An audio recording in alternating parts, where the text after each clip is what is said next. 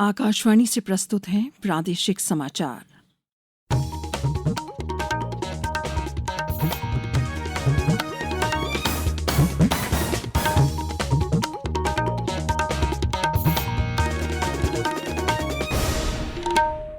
नमस्कार। समाचारों के साथ मैं शेख महजबी अल्मास। सबसे पहले इस बुलेटिन के मुख्य समाचार। प्रदेश के हर क्षेत्र को औद्योगिक और आर्थिक रूप से सशक्त बनाना है, कहा मुख्यमंत्री डॉक्टर मोहन यादव ने। केंद्रीय कृषि मंत्री शिवराज सिंह चौहान ने विदिशा से कृषि चौपाल कार्यक्रम का किया शुभारंभ। राष्ट्रीय क्षय उन्मूलन कार्यक्रम को और प्रभावी बनाने के लिए 100 दिवसीय निक्षय शिविर आज से शुरू और under 19 Asia cup cricket tournament का फाइनल कल भारत और बांग्लादेश के बीच खेला जाएगा। अब समाचार विस्तार से। मुख्यमंत्री डॉक्टर मोहन यादव ने आज नर्मदापुरम में 6वीं रीजनल इंडस्ट्री कॉन्क्लेव का शुभारंभ किया। मुख्यमंत्री ने कहा कि प्रदेश के हर क्षेत्र को औद्योगिक और आर्थिक रूप से सशक्त बनाना है। उन्होंने कहा कि नर्मदापुरम में मध्य प्रदेश औद्योगिक विकास निगम का सर्व सुविधा युक्त क्षेत्रीय कार्यालय खोला जाएगा। एमपीआईडीसीएल का क्षेत्रीय कार्यालय नर्मदापुरम में सर्व सुविधा युक्त कार्यालय यहां खोला जाएगा, जिससे अपने उद्योग व्यापार व्यवसाय को बढ़ाने के लिए सभी प्रकार के कामों को प्रोत्साहन देंगे। मेरी अपनी ओर से यहां के सभी जनप्रतिनिधियों को, सारे मित्रों को बधाई दे रहा हूं कि ये कार्यालय के माध्यम से यहां निवेश प्रोत्साहन के लिए बहुत महत्वपूर्ण भूमिका निभाएगा। कॉन्क्लेव में 31,800 करोड़ रुपए के निवेश प्रस्ताव प्राप्त हुए हैं। इस दौरान मध्य प्रदेश पर्यटन विभाग और फिक्की के बीच एमओयू हुआ। इसके माध्यम से प्रदेश की असीम पर्यटन संभावनाओं को देश विदेश तक पहुंचाया जाएगा। कॉन्क्लेव में 3,000 एमएसएमई प्रतिनिधि, 75 प्रमुख निवेशक और कनाडा, वियतनाम, नीदरलैंड, मैक्सिको और मलेशिया जैसे 5 देशों के अंतर्राष्ट्रीय प्रतिनिधि शामिल हुए। नए क्षितिज, नई संभावनाएं थीम के अंतर्गत इस कार्यक्रम में कृषि, डेयरी, खाद्य प्रसंस्करण, नवकरणीय ऊर्जा, पर्यटन और वस्त्र जैसे क्षेत्रों पर विशेष ध्यान दिया जाएगा। केंद्रीय कृषि मंत्री शिवराज सिंह चौहान ने आज विदिशा से देश के किसानों के लिए कृषि चौपाल कार्यक्रम का शुभारंभ किया। इस कार्यक्रम से अब किसान और कृषि वैज्ञानिक साथ टेलीविजन और उन्नत कृषि की जानकारी साझा करेंगे। उन्होंने कहा कि विज्ञान और कृषि अब एक मंच पर होंगे। कृषि की वैज्ञानिक तकनीक को जमीन पर लाने की हर संभव कोशिश की जाएगी। उन्होंने खेती में लागत कम करने और उत्पादन बढ़ाने की योजना पर बल दिया। कृषि मंत्री ने कहा कि देश में बार बार होने वाले चुनाव देश की अवनति का बड़ा कारण है। उन्होंने एक देश एक चुनाव हेतु एकजुट होने के लिए जनता से आह्वान किया। आज सशस्त्र सेना झंडा दिवस है। प्रधानमंत्री नरेंद्र मोदी ने आज कहा कि सशस्त्र सेना झंडा दिवस देश के साहसी सैनिकों की वीरता, दृढ़ संकल्प और बलिदान को सम्मान देने का दिन है। उन्होंने लोगों से सशस्त्र सेना झंडा दिवस के कोष में योगदान देने का भी आग्रह किया। वहीं रक्षा मंत्री राजनाथ सिंह ने कहा कि यह भारतीय सशस्त्र बलों के साहस और योगदान को स्मरण करने का दिन है।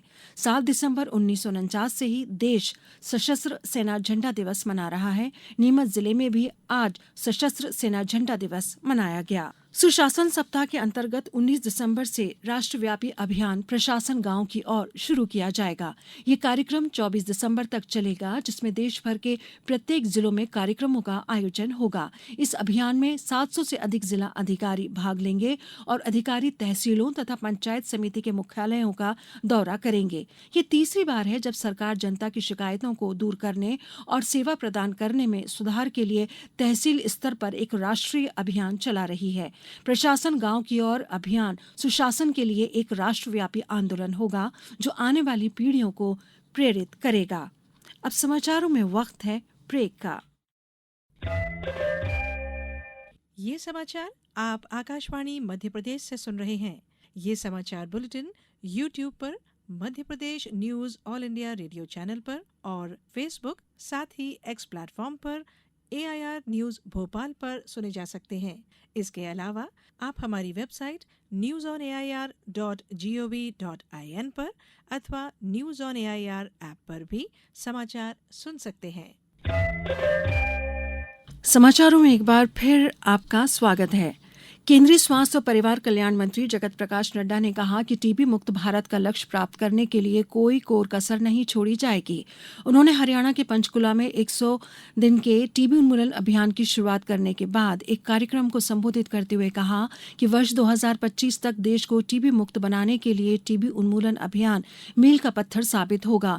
केंद्रीय मंत्री ने कहा कि रणनीतियों में बदलाव किया गया है और अब टीबी के अभिशाप को खत्म करने के लिए सभी प्रयास किए जाएंगे। श्री नड्डा ने कहा कि टीबी रोगियों को आयुष्मान भारत प्रधानमंत्री जन आरोग्य योजना के लाभ मिल रहे हैं। उन्होंने कहा कि टीबी रोगियों को प्रतिमाह 1,000 रुपये दिए जा रहे हैं। राष्ट्रीय क्षय उन्मूलन कार्यक्रम को और प्रभावी बनाने के लिए प्रदेश में भी आज से आगामी 25 मार्च तक 100 दिवसीय निक्षय शिविर आयोजित किया जा रहा है। इस अभियान का शुभारंभ मुख्यमंत्री डॉक्टर मोहन यादव ने आज नर्मदापुरम में वर्चुअली किया। इस अभियान का उद्देश्य टीबी उन्मूलन के प्रयासों को और अधिक गति देना और जन जागरूकता को बढ़ावा देना है। यह अभियान प्रदेश के 23 उच्च प्राथमिकता वाले जिलों में आज से प्रारंभ हुआ। अभियान के अंतर्गत सभी उप स्वास्थ्य केंद्र, प्राथमिक स्वास्थ्य केंद्र, शहरी ग्रामीण स्वास्थ्य केंद्र और मुख्यमंत्री संजीवनी क्लिनिक के माध्यम से उच्च जोखिम वाले व्यक्तियों को और टीबी के मरीजों की स्क्रीनिंग एवं जांच की जाएगी। मंदसौर में टीबी जागरूकता रथ को हरी झंडी दिखाकर रवाना किया गया। इसके साथ ही शहर के प्रमुख मार्गों से टीबी जागरूकता हेतु रैली निकाली गई। लिंग आधारित हिंसा के उन्मूलन के लिए प्रदेश में 25 नवंबर से चलाए जा रहे हम होंगे कामयाब अभियान के तहत विभिन्न कार्यक्रमों का आयोजन किया जा रहा है। इसी क्रम में 10 दिसंबर को भोपाल में जागरूकता दौड़ का आयोजन किया जाएगा। इस दौड़ में पुलिस विभाग सहित प्रदेश के अन्य विभागों के अधिकारी, स्कूल कॉलेज के विद्यार्थी एवं एनजीओ के लगभग 1500 प्रतिभागी भाग लेंगे। वहीं आगरमालवा स्थित शासकीय पॉलिटेक्निक महाविद्यालय में आयोजित हुए विशेष जागरूकता कार्यक्रम में साइबर एवं डिजिटल अपराध के बारे में विस्तृत जानकारी दी गई। प्रसार भारती के अध्यक्ष नवनीत सहगल ने कहा है कि दूरदर्शन का वेब ओटीटी प्लेटफॉर्म परिवार के सभी सदस्यों के लिए समग्र और साफ सुथरा मनोरंजन प्रदान करने के साथ साथ दूरदर्शन के दर्शकों की संख्या में और विस्तार करेगा। आज अहमदाबाद में दूरदर्शन के दौरे के दौरान उन्होंने कहा कि वेब ओटीटी प्लेटफॉर्म के माध्यम से न केवल नए कार्यक्रम प्रसारित किए जाएंगे बल्कि इसके द्वारा दर्शकों को दूरदर्शन के पुराने और लोकप्रिय कार्यक्रम देखने का अवसर भी मिलेगा। दुबई में under 19 Asia cup cricket tournament का फाइनल कल भारत और बांग्लादेश के बीच खेला जाएगा। यह मैच भारतीय समय के अनुसार सुबह 10:30 बजे शुरू होगा। कल शारजाह में सेमीफाइनल मुकाबले में भारत ने श्रीलंका को 7 विकेट से हराया था। वहीं दुबई में हुए एक अन्य सेमीफाइनल में बांग्लादेश ने पाकिस्तान को हराकर फाइनल में प्रवेश किया। मौजूदा चैंपियन बांग्लादेश ने पिछले वर्ष फाइनल में संयुक्त अरब अमीरात को हराया था। जूनियर महिला एशिया हॉकी कप टूर्नामेंट आज से ओमान की राजधानी मस्कट में शुरू हो रहा है। टूर्नामेंट में कुल 10 टीमें हिस्सा ले रही हैं। ज्योति सिंह की कप्तानी में भारतीय टीम का पहला मैच कल बांग्लादेश से होगा। खिताबी मुकाबला 15 दिसंबर को होगा। प्रतियोगिता की शीर्ष 5 टीमें जूनियर विश्व कप के लिए क्वालिफाइंग करेंगी। अब कुछ समाचार संक्षेप में। शिवपुरी में शासकीय प्रधानमंत्री कॉलेज ऑफ एक्सीलेंस की एनसीसी इकाइयों द्वारा नशा मुक्ति जागरण अभियान के तहत आज एक गोष्ठी का आयोजन किया गया। विश्व एड्स दिवस जागरूकता पखवाड़ा के अंतर्गत आज जबलपुर के नेताजी सुभाष चंद्र बोस केंद्रीय कारागार में बंदियों के बीच HIV एड्स के विषय में जागरूकता का कार्यक्रम आयोजित किया गया। भारत निर्वाचन आयोग द्वारा तय कार्यक्रम के अनुसार धार जिले में मतदाता सूची के पुनरीक्षण का कार्य जारी है। जिले में फोटोयुक्त मतदाता सूची का अंतिम प्रकाशन 6 जनवरी 2025 तक होगा। सागर में विधायक खेल महोत्सव का समापन हो गया। इस अवसर पर स्कूल शिक्षा मंत्री राव उदय प्रताप सिंह ने कहा कि सभी खिलाड़ी अवसर को परिणाम में बदलने के लिए पूरे मनोयोग से खेलें जिससे वे आगे बढ़ सकें। खंडवा में भगवान खंडेराव महाराज के जन्मोत्सव चंपा सृष्टि के अवसर पर मराठा समाज द्वारा आज जय मल्हार चंपा सृष्टि उत्सव बड़े धार्मिक और उल्लास के साथ मनाया गया। गुना कलेक्टर, जिला निर्वाचन अधिकारी एवं पुलिस अधीक्षक द्वारा नगर पालिका के वार्ड क्रमांक 10 और दिनांक 9 दिसंबर को पार्षद के लिए होने वाले उपचुनाव के लिए मतदान केंद्रों का निरीक्षण कर व्यवस्थाओं का जायजा लिया। अंत में मुख्य समाचार एक बार फिर। प्रदेश के हर क्षेत्र को औद्योगिक और आर्थिक रूप से सशक्त बनाना है, कहा मुख्यमंत्री डॉक्टर मोहन यादव ने।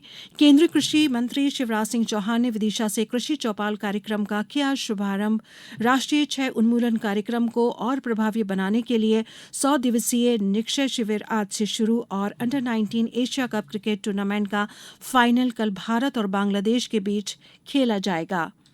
इस बुलेटिन में इतना ही। नमस्कार।